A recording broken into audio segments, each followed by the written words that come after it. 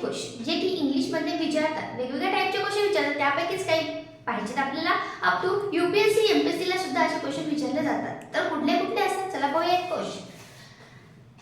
He said she said the boiling point of water is 100 degree Celsius. या वाक्याला आपल्याला indirect speech मध्ये change करायचं. तर मग कसं करायचं चला बघा. वेळ नाही घालवता शी सेड ॲज इट इज लिहा, त्यानंतर कॉमा डबल कॉमा काढून टाकायचं, त्या ठिकाणी दॅट लिहायचं आणि वाक्य वाचल्यावर आपल्याला समजतं काय the boiling point of water is 100 degree Celsius. म्हणजे एक सत्य आहे. तुम्ही कुठेही जा बॉइलिंग पॉइंट 100 डिग्री सेल्सियसच आहे.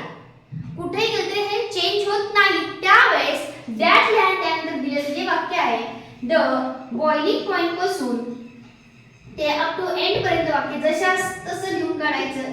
आपलं इनडायरेक्ट स्पीच होतं बिकॉज ऑफ